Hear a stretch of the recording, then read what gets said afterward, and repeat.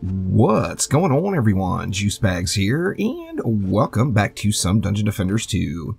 I just did another Ancient Power reset. I am at Ancient Power 57 now, and on floor 52 in Onslaught, and that brings us here to the Throne Room.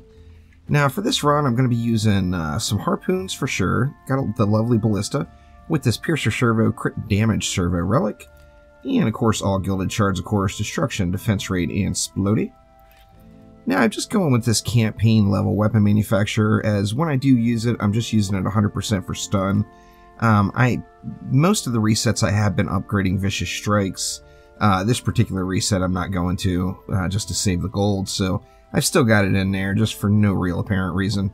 But no point in adding, like, Destruction or whatever, since I'm using all campaign pieces. It's just not benefiting that much, so just going to leave it alone for now. And then I just got a lovely little upgrade to my throwaway relic selection, and that is this Power Servo Gobu Boom. A very nice one. Got a pretty decent roll on it. I'm using that on Flame Auras with Destruction, Defense Rate, Deadly Strikes. And then Lightning Strike Auras, Anti-Melee, Anti-Chaos with Destruction, Defense Rate, and Vampiric. Hopefully not going to have to use a Sky Guard. But if I do, I've got that relic on it. And they could potentially throw a Poison Dart Tower into the mix with Piercer Servo, Anti-Chaos Servo, going Vamp, Defense Rate, and Destruction on that one. So let's go ahead and start off right here. We got Hex Frost Throwers with Proximity. Now, first thing I noticed right away is there is Hex Throwers, right in the name of it, Hex Frost Throwers. So I need to protect this sub-objective here. So I'm just going to go ahead and throw a Reflect Beam up here. That way, I just don't have to think about that particular sub-objective. And then from there, let's see. We got no Frost Orcs. I'm thinking we won't have any since it's a thrower lane.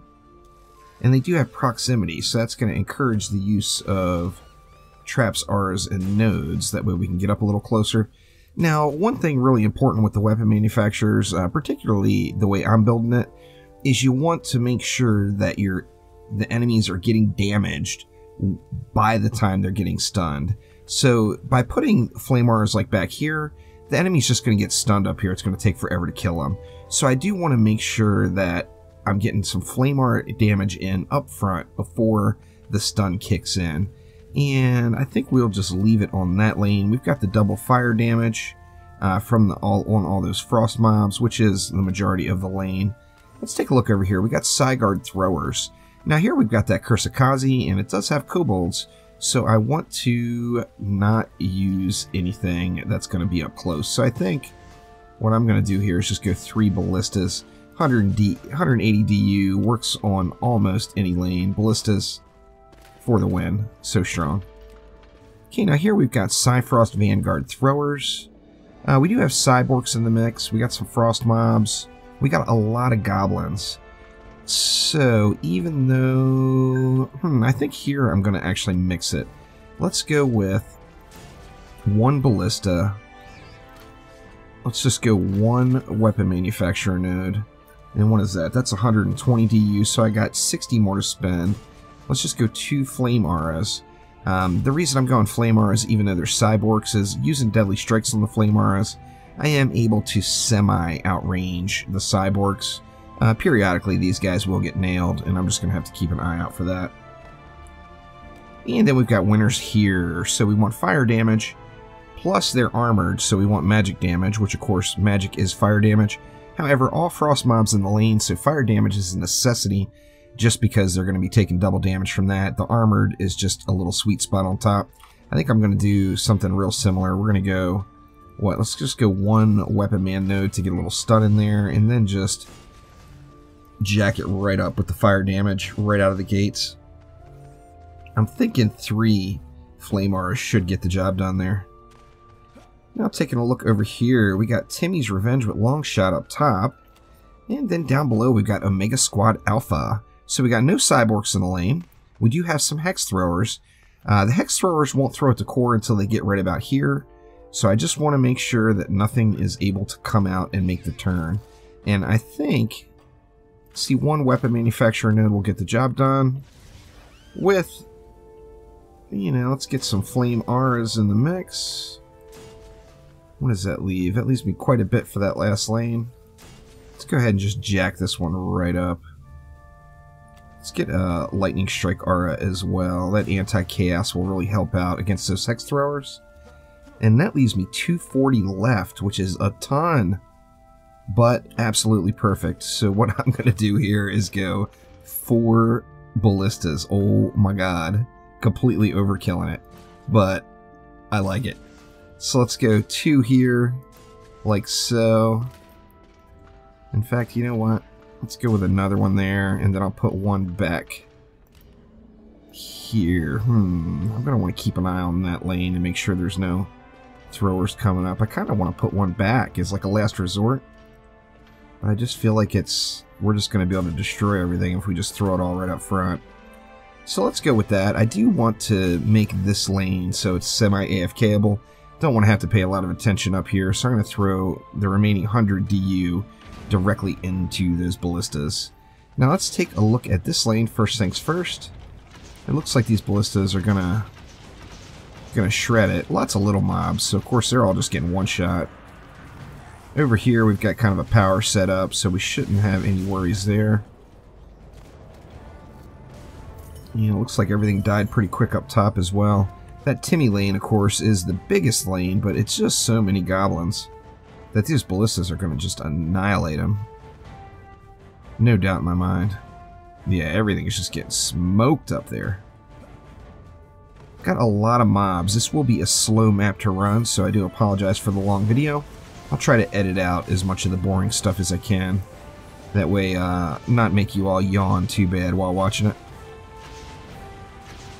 Man, ballistas for the win. They are just wrecking it. I just really... You know what? I'll say it again. I'll say it again.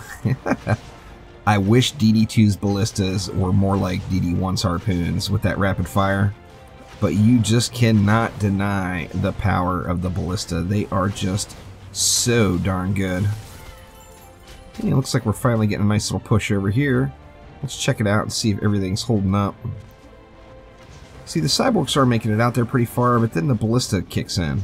I am losing a few ballista shots into the stairs, but most of them are clearing the stairs. We're looking good. Getting the double damage, plus the armored lane here is just kind of a freebie on this lane. So let's just try to get a round of upgrades on everything, if possible. Try to get everything up to tier 2.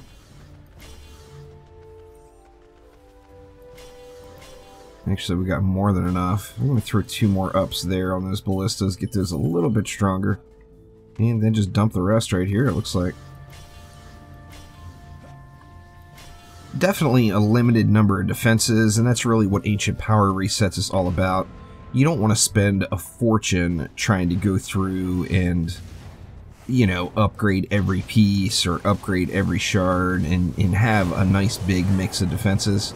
Of course, that's ideally the most fun way to play, is to mix it up and have tons of different defenses in the mix. However, it's just, it goes against the whole principle of the Ancient Power Reset system and wanting to save some of the cash in the process of doing the resets here. I am in all campaign gear on my monk, however this is that nuke monk build, and I've got really good mods on everything, and all of the key shards are all gilded. I'm not 100% gilded shards, but I also didn't spend any gold at all upgrading any of them. So I'm good in that regard for sure. So we got a little Skardash action here. Very nice, and the rest of the lane is just melting.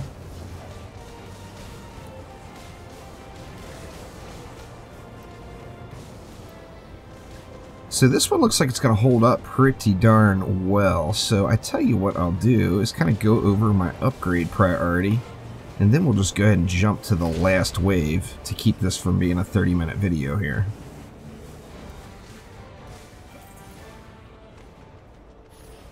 I definitely need to make sure I'm keeping upgrades on this Winter's Here lane, because if I'm not careful, as you see here, there's 38 Frost Orcs. I could get overrun here very easily, so I'm actually going to go 2 ups right there on that lane to help me deal with those frost orcs.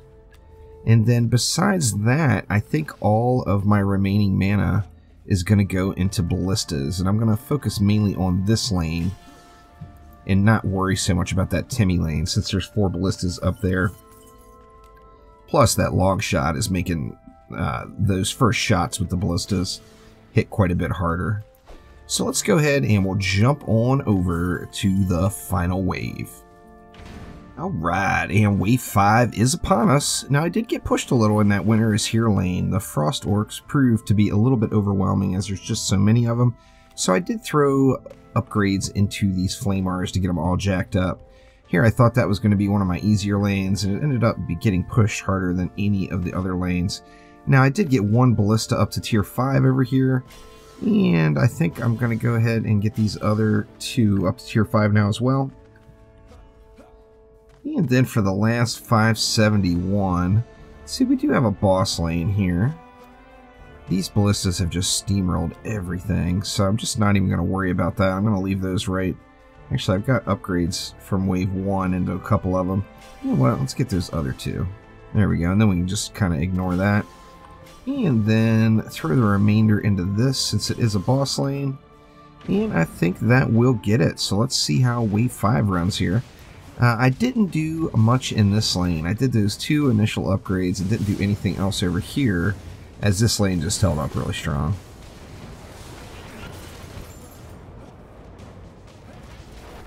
As I mentioned, I did get pushed a little here. Let's see how they do now that everything is up to tier 5. Looks like the frost orcs are getting blown up a little bit faster, but that is just an overwhelming amount of frost orcs. Yeah, now I've kind of upgraded past the point where I needed to, I think, because now they're just insta-dying. So I should be good there. See how this Timmy lane is faring. It looks like it's doing pretty decent. I mean, 4 ballistas is just ridiculous.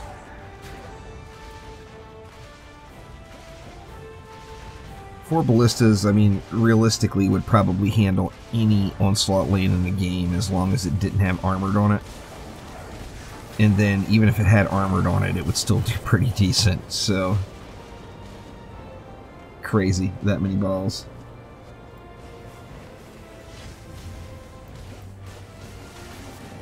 And everything's just getting destroyed over here. Upgrades go a long way. That is for sure.